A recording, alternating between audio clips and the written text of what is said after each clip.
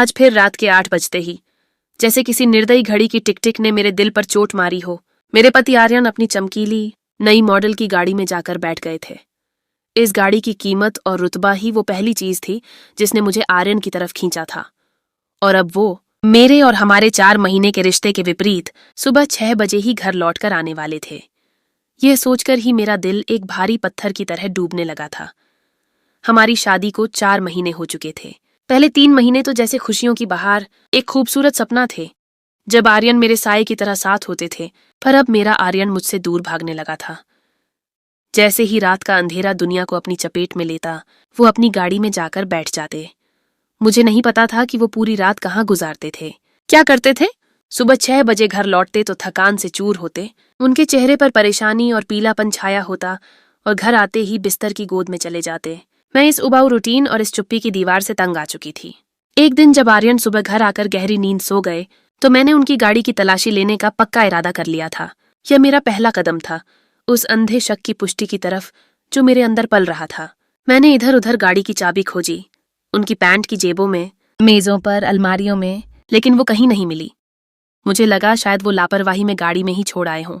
मैं तुरंत सीढ़ियां उतरकर नीचे गैराज में गाड़ी चेक करने गई तो उसमें भी चाबी नहीं लगी थी और गाड़ी भी सुरक्षित तरीके से लॉक थी। मैं निराश और उदास होकर ऊपर लौट आई।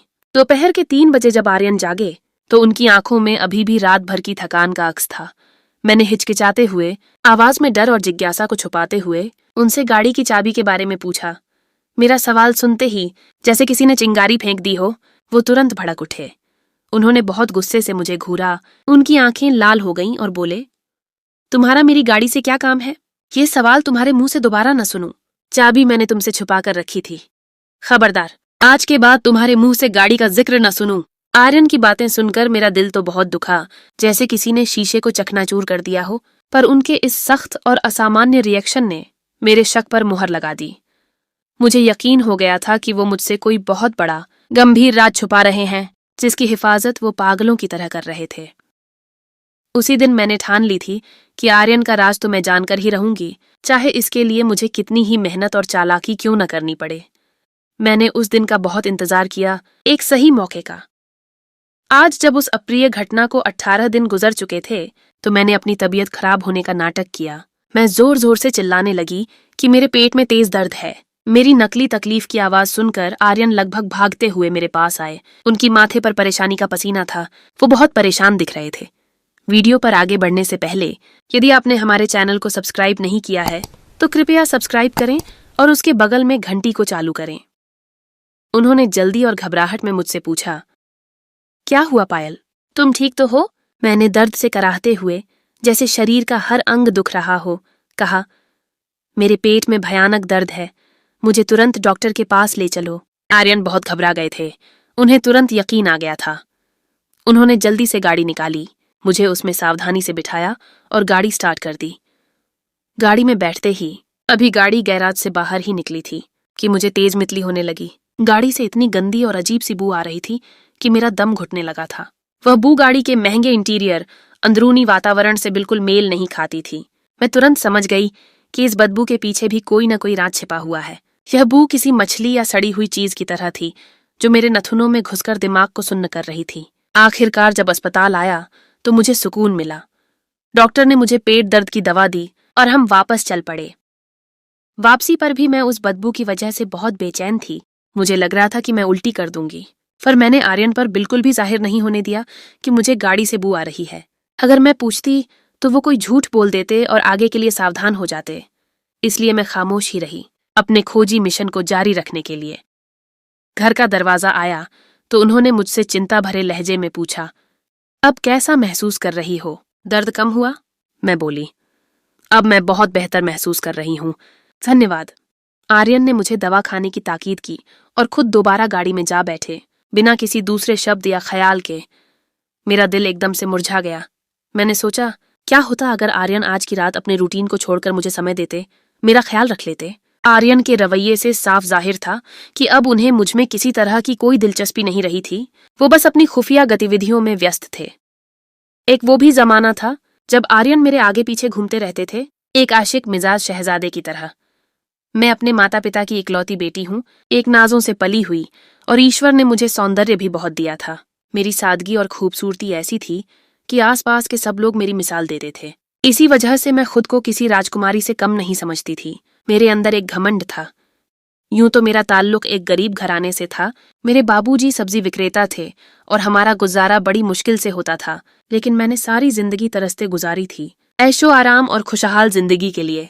इसलिए मैंने फैसला कर लिया था कि मैं शादी तो किसी अमीर, दौलतमंद इंसान के साथ ही करूंगी, जिसकी जिंदगी में तंगी और मोहताजगी का कोई गुजर न हो।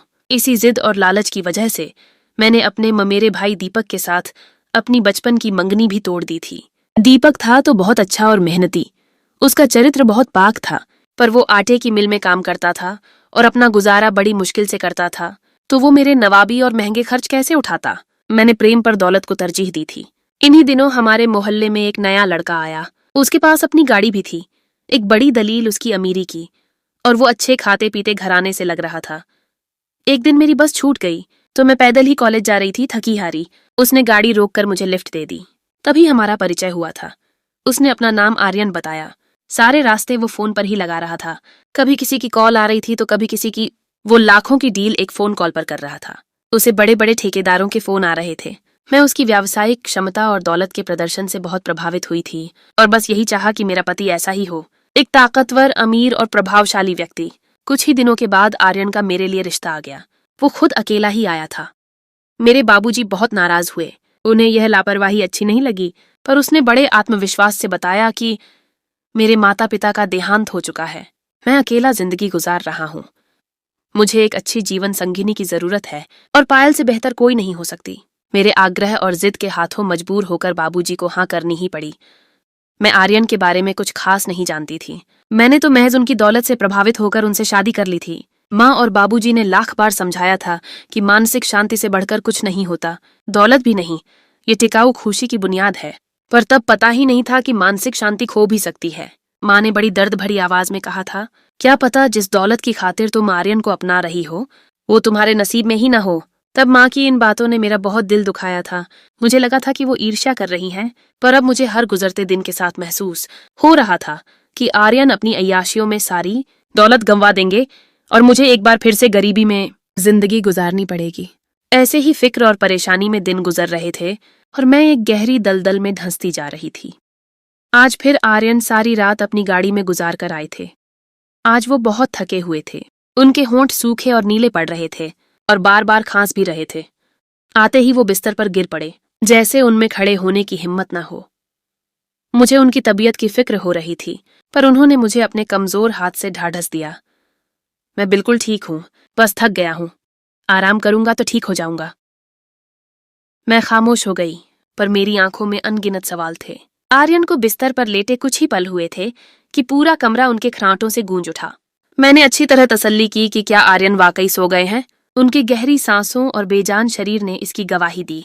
जब उनके सोने का यकीन हो गया तो मैं इधर उधर गाड़ी की चाबी ढूंढने लगी, पर आज फिर चाबी गायब थी।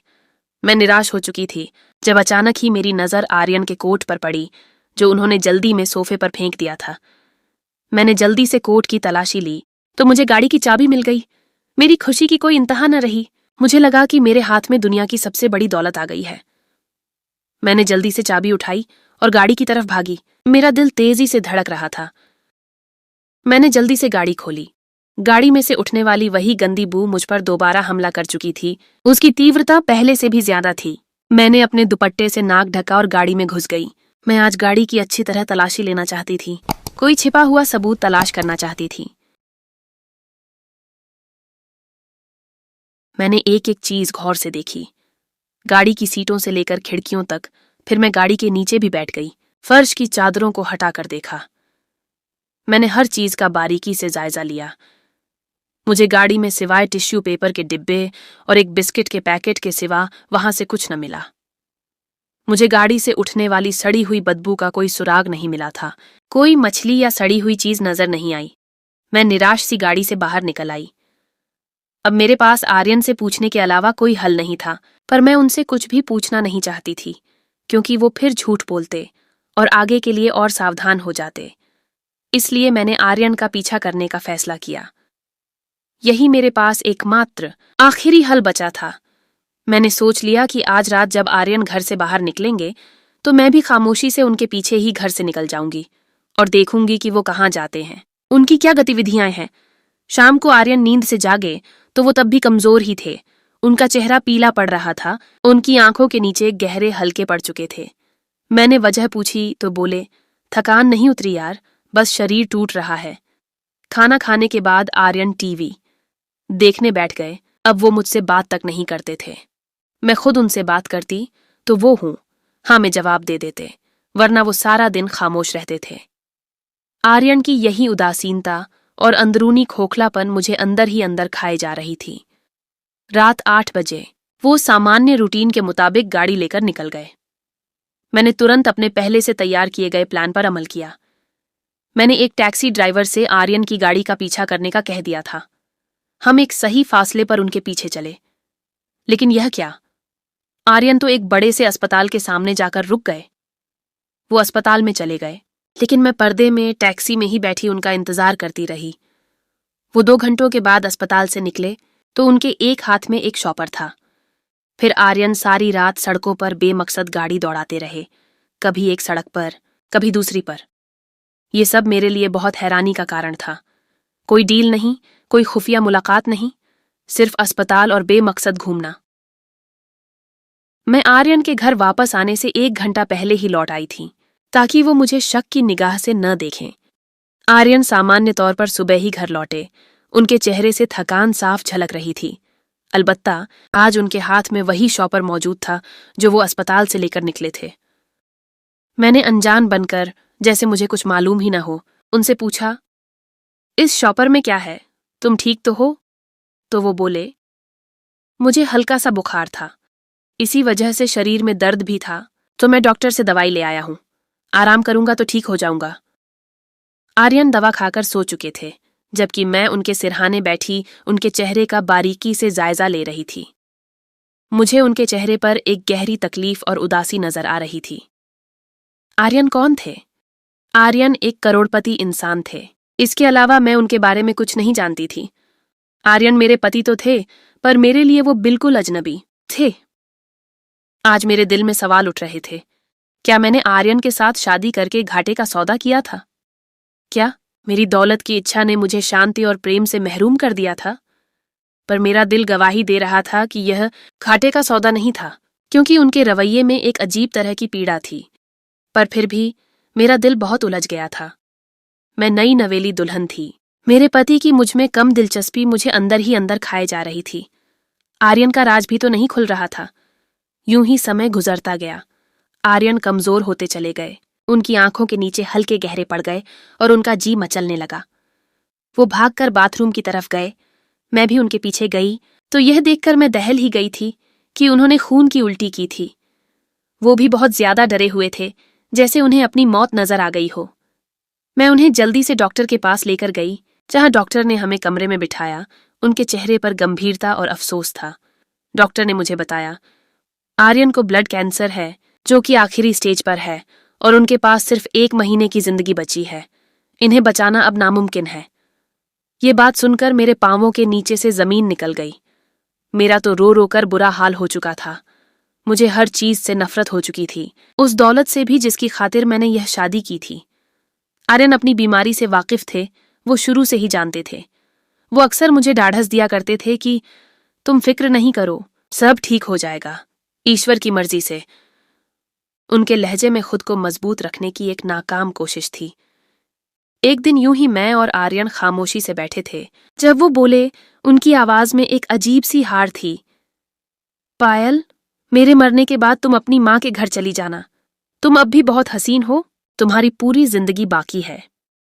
इद्दत समय पूरी करने के बाद तुम दूसरी शादी कर लेना।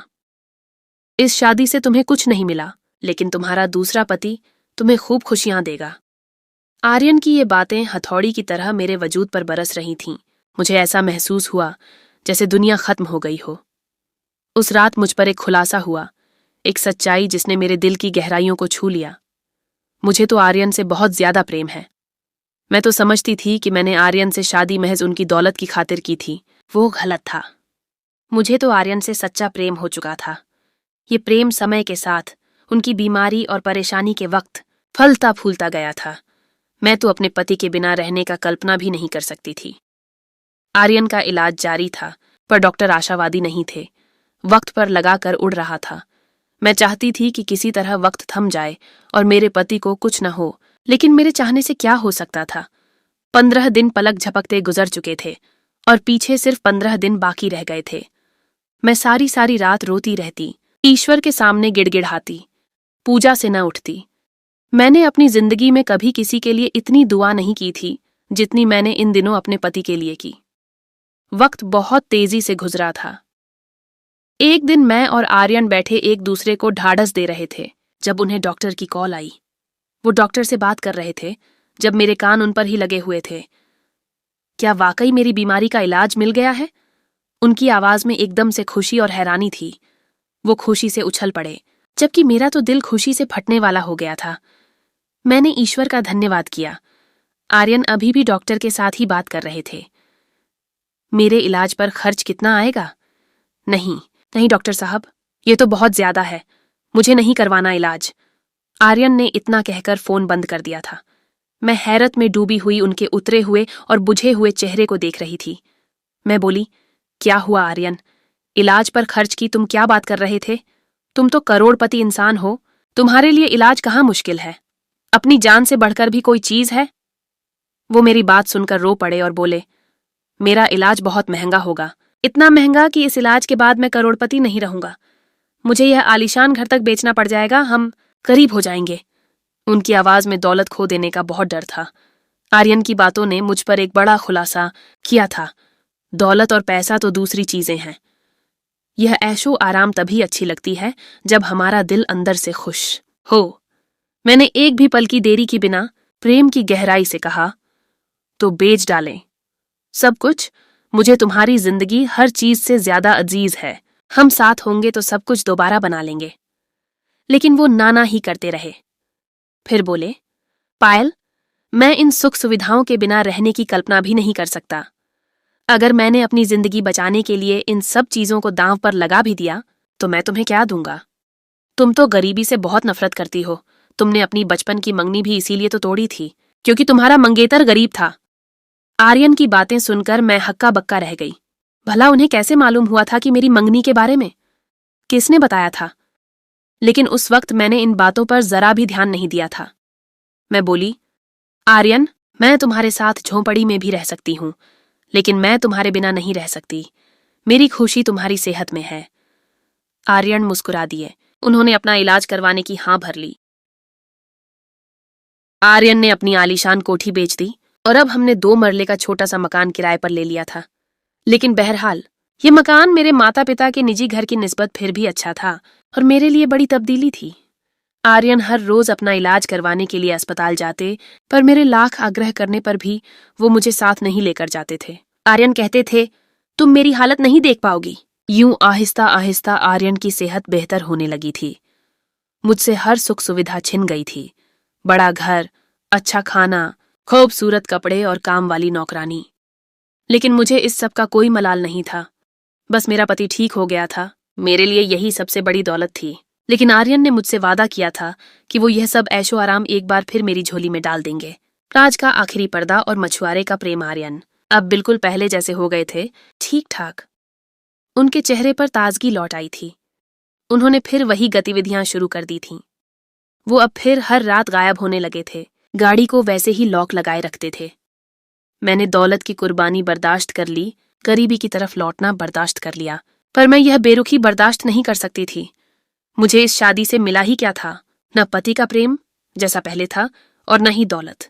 मैंने इरादा कर लिया था कि मैं अपनी जिंदगी का फैसला करके ही रहूंगी, पार या वार, या तो सुलझाना या तोड़ना। सारी रात बाहर गुजारकर जब सुबह आर्यन घर वापस आते तो मैं बिल्कुल सामान्य बातचीत करती। मैंने उन्हें शक नहीं होने दिया कि मुझे उनकी यह गतिविधियां नापसंद हैं। अब मैंने एक बार फिर से आर्यन का पीछा करने की ठानी थी।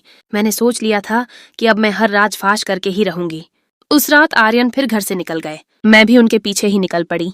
मैंने उनका पीछा एक टैक्सी में किया। आर्यन ने अपनी गाड़ी शहर से निकालकर दूर कस्बों की तरफ मोड़ ली। वो तंग और अंधेरे रास्तों से गुजर रहे थे, जहां सिर्फ पुराने मकान और जंगल थे। मेरा दिल डर से कांप रहा था। आखिरकार आर्यन ने अपनी गाड़ी को मछली बाजार में जाकर रोक दिया। मेरी हैरानी की कोई सीमा न रही कि आखिर वो इतनी दूर मछली खरीदने क्यों आए थे। मछली तो आसानी से शहर में भी मिल जाती है। खैर, मैं आर्यन को गौर से देखती रही। वो मछली बाजार के एक तरफ बने छोटे से कमरे में चले गए। जब वो बाहर निकले तो उन्होंने अपना प्यारा साफ सुथरा लिबास बदल रखा था। अब उन्होंने एक गंदा सा बदबूदार लिबास पहना हुआ था। उनके हाथ में एक थैला भी था। वो थैला उठाकर एक रेहड़ी के पास जाकर खड़े हो गए और मछलियों को व्यवस्थित करने लगे। मछली बाजार की बदबू से मेरा सांस बंद हो रहा था। वह बू गाड़ी की बू से 1000 गुना ज्यादा थी। मुझे कुछ भी समझ नहीं आ रहा था कि आखिर हो क्या रहा है। एक करोड़पति यहाँ क्या कर रहा है? मैं हिम्मत करके आर्यन की तरफ बढ़ी। मैं उनके पास जाकर रुक गई। आर्यन ने मेरी तरफ देखा तो उनकी हवा ही निकल गई। उनके चेहरे पर डर और शर्मिंदगी के मिले जुले भाव थे। मैंने उनका हाथ थामा और उन रेहड़ियों से उन्हें दूर ले गई जहां बदबू जरा कम हो चुकी थी। मैं बोली, आर्यन, मुझे शुरू से लेकर अब तक तुम्हारे बारे में सब कुछ जानना है। तुम बिना रुके मुझे हर चीज बताओगे, अभी और इसी वक्त। आर्यन के चेहरे पर बेबसी छाई हुई थी। उनकी आंखों में आंसू थे। अब उनके पास सच बोलने के सिवा और कोई हल नहीं था। वो बोले, उनकी आवाज भराई हुई थी, पायल, मैं तुम्हारे मोहल्ले में जब शिफ्ट हुआ था तो एक दिन मैंने तुम्हें कॉलेज से वापस आते हुए देख लिया था। मैं दिलो जान से तुम पर फैदा हो चुका था। मैं हर रोज तुम्हारे रास्ते में खड़ा होने लगा था, पर तुमने कभी आंख उठाकर भी मुझे नहीं देखा। शक्लो सूरत से भी मैं साधारण ही था और तुम तो परियों से भी बढ़कर थीं। मैंने एक पड़ोसी दोस्त से कहा था कि मुझे पायल बहुत पसंद आई है, तो वो मुझ पर हंस पड़ा। वो मेरा मजाक उड़ाने लगा। वो बोला, जा यार, पहले आईना देख कर आ, फिर अपनी हैसियत देखना। कहाँ तुम और कहाँ पायल? पायल ने तो अपने हीरो जैसे मंगेतर को सिर्फ इसलिए छोड़ दिया क्योंकि वो अच्छा कमाता नहीं था। पायल, मैं कहाँ अच्छा कमाता था? मेरा तो खुद बड़ी मुश्किल से गुजर बसर होता था। मैं तो जात का मछुआरा हूँ। मछुआरा? आर्यन की बातें सुनकर मुझ पर कयामत ही टूट पड़ी थी। मेरे कानों में साएं साएं होने लगी थी, जैसे कोई शोर मचा रहा हो, जबकि वो अपनी दर्दनाक दास्तान सुनाए जा रहे थे। मेरे पिताजी अब बूढ़े हो चुके थे। वो बीमार रहने लगे थे। उन्होंने बारहा कहा था कि मैं आवारगी छोड़कर उनकी रेहड़ी संभाल लूं, पर मैं कहाँ सुनने वाला था उनकी। मुझे यह काम शर्मनाक लगता था। उन्होंने आखिरकार मजबूर होकर मुझे किराए पर गाड़ी दिला दी थी। वो चाहते थे कि चलो मैं ड्राइवर ही बन जाऊं, पर यह भी मुझे फायदेमंद काम नहीं लगा था। इस तरह मुझसे ज्यादा कमाई तो गाड़ी के मालिक की घर पर बैठे बिठाए हो जाती। लेकिन जब तुम्हें देखा तो मैं अपने आप को ही भूल गया था। मैं तुम्हें हर कीमत पर हासिल करना चाहता था। इसका एकमात्र हल यही था कि मैं तुम्हें अपनी झूठी अमीरी से प्रभावित करता। यूं मैंने एक दिन तुम्हें कॉलेज से लिफ्ट दी और सारा रास्ता फोन पर डील का नाटक किया। मुझे यकीन था कि तुम मुझसे प्रभावित हो जाओगी, और देखो तुम प्रभावित हो भी गईं। तुम्हारी खातिर मैंने झूठ बोला कि मेरे माता पिता फौत हो चुके हैं, क्योंकि अगर वो मेरा रिश्ता लेकर आते तो तुम लोग एक पल में ही उनकी चाल ढाल से हमारी असलियत जान जाते और यूं तुम मुझे कभी हासिल न होती। मैंने एक दोस्त के जरिए बैंक से कर्ज लिया। उसी कर्ज से पौश इलाके में किराए पर घर लिया, तुम्हारे महंगे खर्च उठाए। लेकिन जब वो पैसे भी खत्म होने लगे तो मैंने अपने पिता की रेहड़ी पर रात में मछली बेचनी शुरू कर दी। मैं बिगड़ा हुआ लड़का था, सारी जिंदगी अय्याशी ही की थी। लेकिन अब जब सारी सारी रात मछली बेचता, अपनी किराए की गाड़ी में मछली सप्लाई करता, तो मैं कमजोर होने लगा था। बीमारी का नाटक करने की जरूरत ही नहीं पड़ी। एक दिन मेरे दोस्त ने मुझे देखा तो बोला, यार, तुम्हें देखकर तो ऐसा लग रहा है जैसे तुम्हें कोई बीमारी हो गई है। तभी मेरे जहन में एक तरकीब सूझी थी। मैंने अपनी बीमारी का नाटक किया। मुझे लगा कि जब मेरी दौलत खत्म हो जाएगी तो तुम खुद ही मुझे छोड़कर चली जाओगी और मैं भी इज्जत से इस रिश्ते से बाहर आ जाऊंगा। इस नाटक में मेरे दोस्त ने अपने जानने वाले डॉक्टर को भी साथ मिला लिया था। हमने तुमसे झूठ बोला था कि मुझे ब्लड कैंसर हो गया है और मेरी दौलत बिक गई है। दौलत होती तो क्या मैं मछलियां बेचता? मैं तो पहले से ही गरीब था। वो सब कर्जे और किराए का था।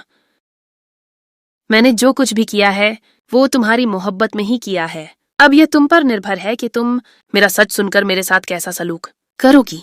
मेरा फैसला। आर्यन की बातें सुनकर मेरा दिल खून के आंसू रो रहा था। मेरे साथ कितना बड़ा धोखा हो गया था। मैं खामोशी से घर वापस चली गई। सारी रात रोती रही। मैं इस किराए के घर में चल फिरकर एक एक चीज को देख रही थी। यह किराए का घर मेरे माता पिता के निजी घर से तो कहीं ज्यादा अच्छा था, पर अब मुझे इस ऐशो आराम से कोई फर्क नहीं पड़ता था। मैं प्रेम की चाहत में अंधी हो चुकी थी। मुझे आर्यन से बहुत ज्यादा प्रेम हो चुका था। मैंने खुद को देखा कि एक मछुआरे की मोहब्बत की खातिर मैंने अपने तमाम सपनों को छोड़ दिया था। मैंने दौलत और गरीबी के फलसफों पर गौर किया। मैंने उस रात यह फैसला किया कि मैं आर्यन को छोड़कर नहीं जाऊंगी। मैं उसी घर में उनसे बेगानी बनकर रहूंगी जब तक वो मेरे दिल से अपने लिए मलाल साफ नहीं कर पाते और जब तक वो संपूर्ण सच्चाई और विश्वास के साथ मेरे पास वापस नहीं आते। मैंने उन्हें सजा देने और खुद को सच्चा प्रेम दिलवाने का फैसला किया। मेरा फैसला सही है। आर्यन को सबक सिखाने और रिश्ते में विश्वास बहाल करने के लिए आपका कदम सही है। तो दोस्तों, कैसी लगी आपको आज की हमारी यह शानदार कहानी? मैं उम्मीद करती हूँ कि आपको कहानी जरूर पसंद आई होगी। अगर आपको कहानी पसंद आई हो तो वीडियो को लाइक करें और अपने दोस्तों के साथ शेयर भी जरूर करें। और भी इसी तरह की शानदार और मजेदार कहानियां देखने के लिए हमारे चैनल को सब्सक्राइब कर लें और साथ मौजूद घंटी के बटन को भी प्रेस कर दें। मिलेंगे आपसे किसी एक और शानदार सी कहानी के साथ। तब तक के लिए धन्यवाद।